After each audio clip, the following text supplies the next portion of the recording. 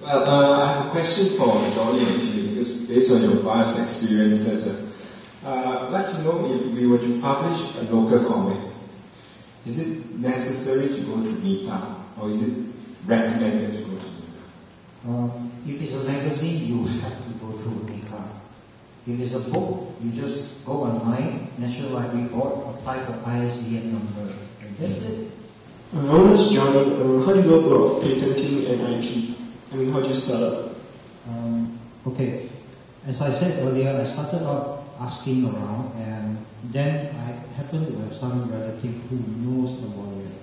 So I started out asking, and I would say that in the beginning, usually you understand maybe like 30-40% of it, but you won't really fully understand it until you go into it. Okay, so it's a chicken and egg thing, because it's good to just ask, and then you come back and say, and look at your creation, and you decide whether it's worth for you to go another step further. Because the more you go into it, you will start to have to spend money. Because if you start asking real legal advice from a lawyer, they will charge you at least a minimum amount. There are places where I can go and find out more. I mean, like, okay, you can do it for free now by going on iPost. Okay, have you been to iPost? IPOS, yeah, .gov.sg. It has a lot of FAQ in there for you to look at. It will possibly satisfy some, if not most of your questions.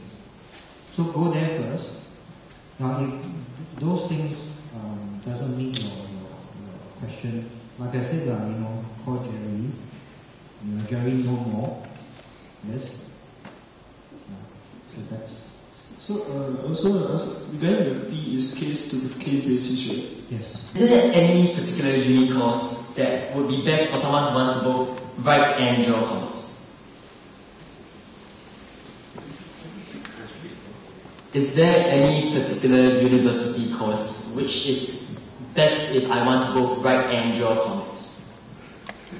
Or do I have to choose one and hope on your own? No. What do you mean by best, sir?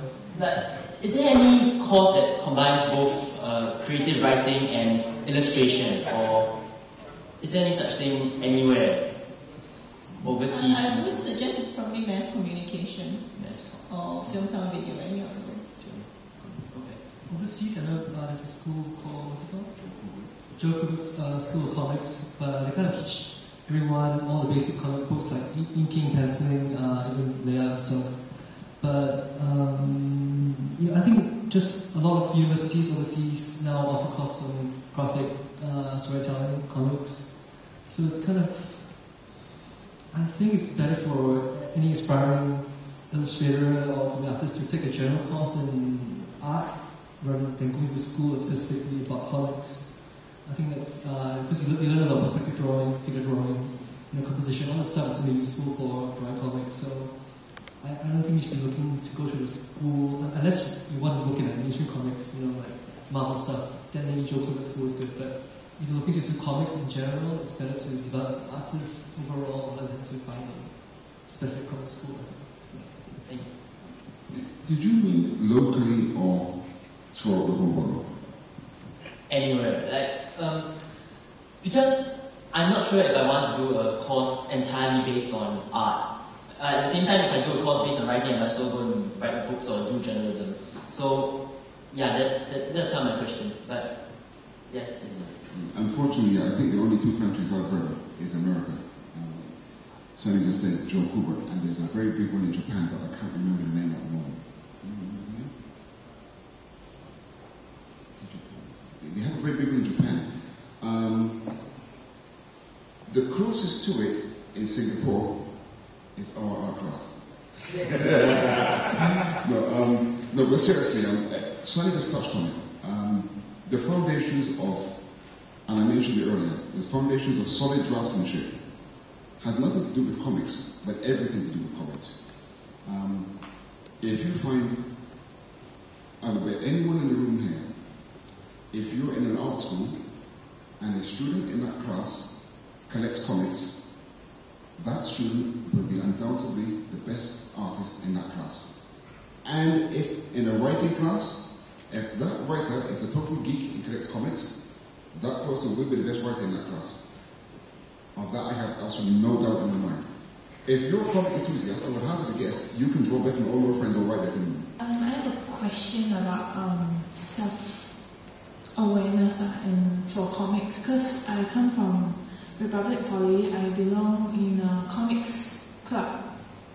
But the problem is like the whole student body, they think we are cosplay. So because the majority of us, but excluding me, the majority of the club, they draw manga. So I myself draw different characters, more to the Western self-taught side. But yeah. So how can I bring awareness that comics is not just manga? You have to join ACAS. No, truthfully, I mean, we had a press release last year called The Great East-West Divide, where, so I'm talking too much here, but it seems a lot of things that I'm very forever about. And what happens is, comics in general is just one subject, but like anything, you get your cliques. Like, you might get, for example, a rock musician. He might not be seen dead playing country and western. And as I mentioned earlier, I don't like genres, and I don't like cliques either. These ultimately limit people.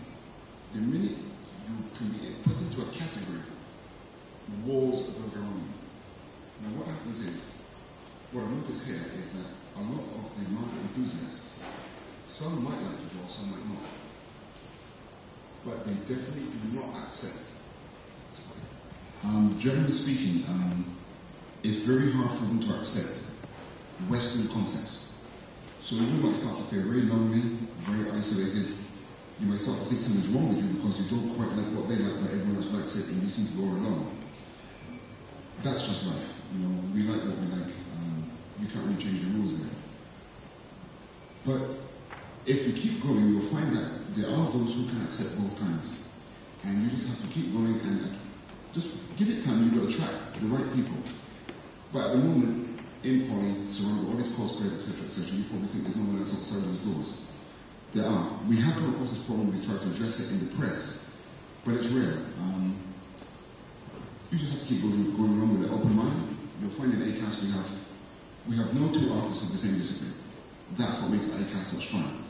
And even if you didn't join ACAS, just hanging out in general in places like this, you will come across these different individuals. It's a big world out there. It's a big island. Don't worry about it. Keep doing what you're doing, and if you're good, you'll be fine. Just be strong.